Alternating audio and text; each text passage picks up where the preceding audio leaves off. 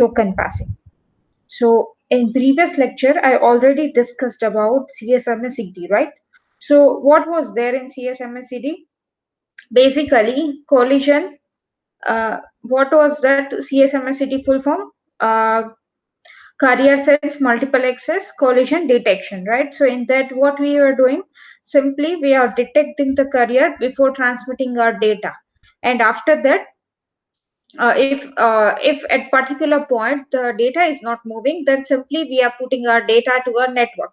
But in the CSMSCD, so many collision occurs because of uh, we cannot predict that our neighbor station is transmitting something or not. So for that purpose, collision may be occur, right? So before successful transmission, so many unsuccessful transmission were there in CSMFCD.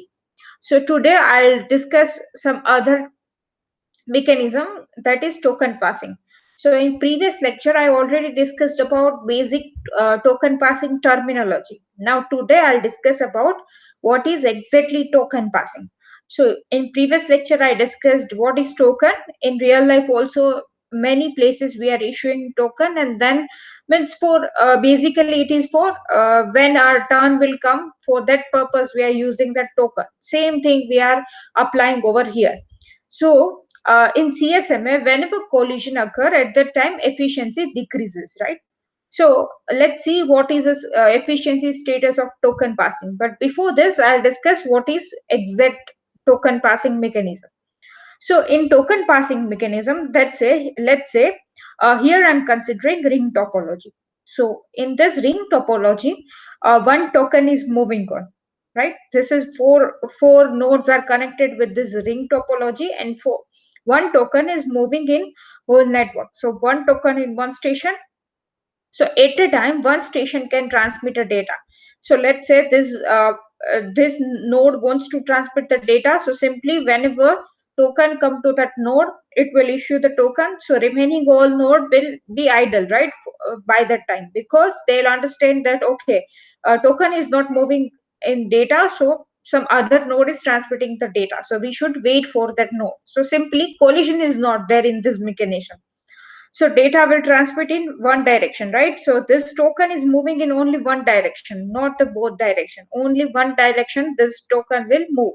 So as I already discussed, no collision, right? Because one token at a time, one station can transmit data. Very simple mechanism.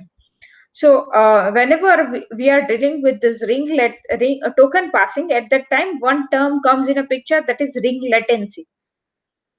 So ring, you all know, right? Here I'm using ring topology, that is ring.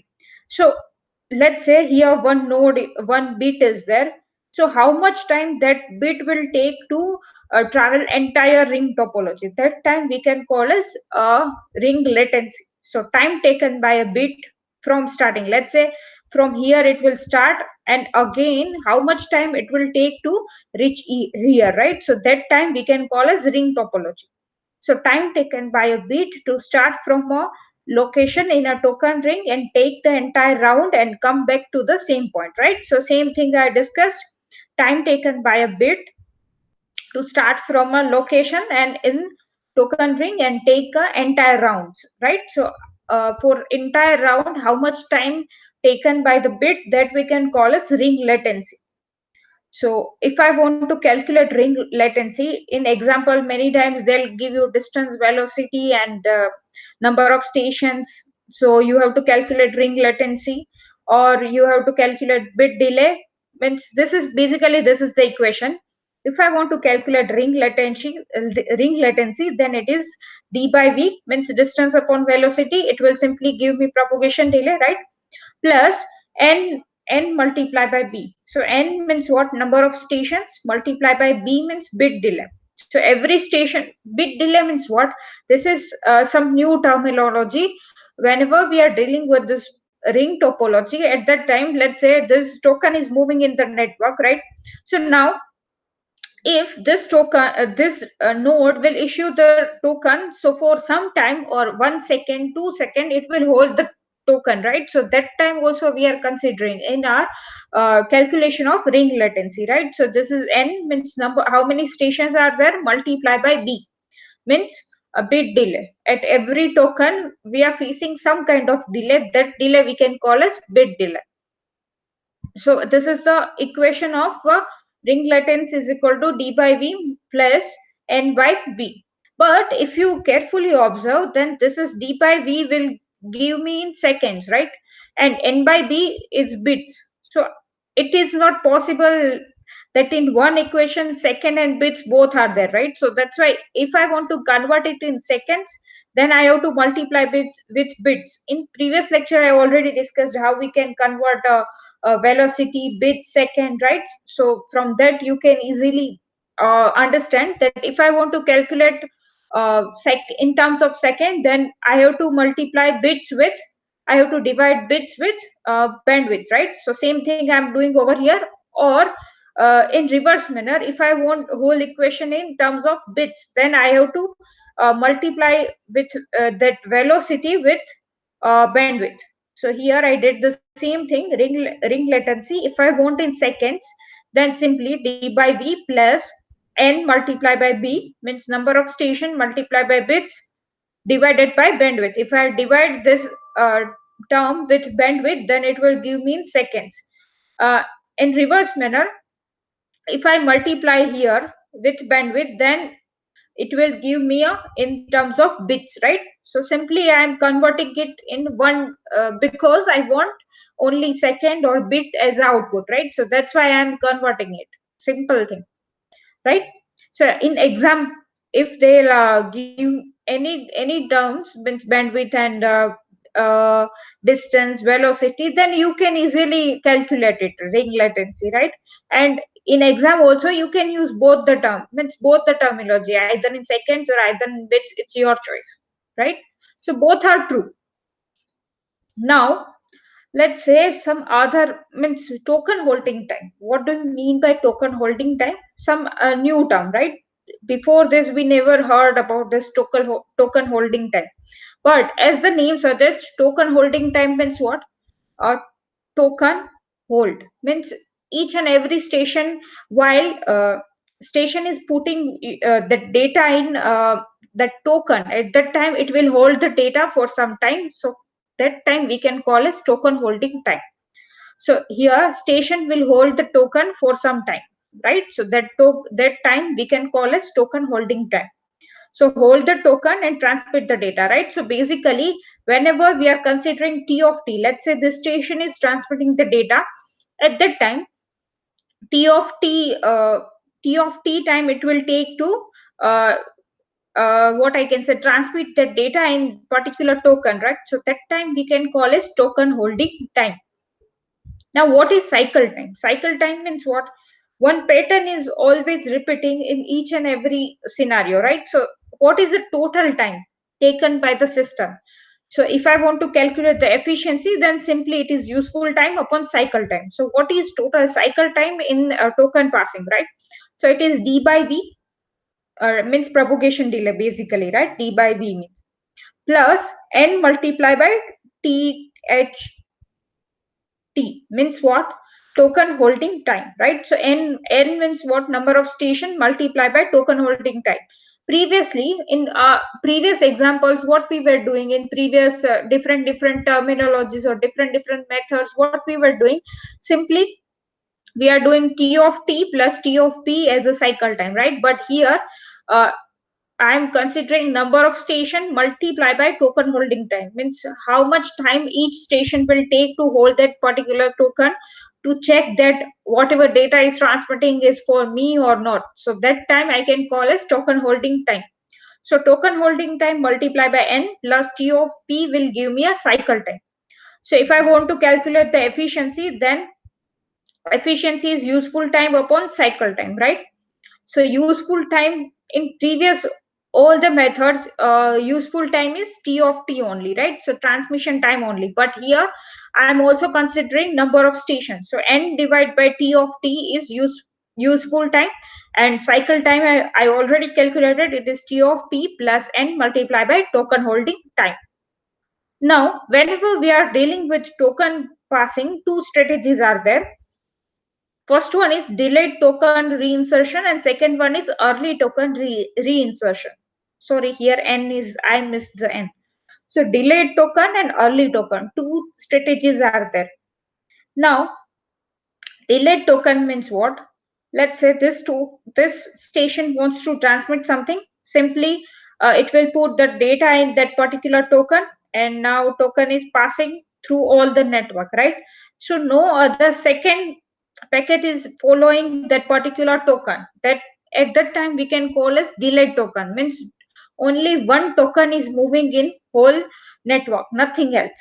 I'll discuss what is early token, then it will clear to you that what is the exact difference between delayed token and early token. Basically, here if any station want to transmit, then simply it will take the token and transmit that particular packet, right? So that I can call as delayed token. So what is token holding time for this delayed token reinsertion strategy? It is T of t plus ring latency.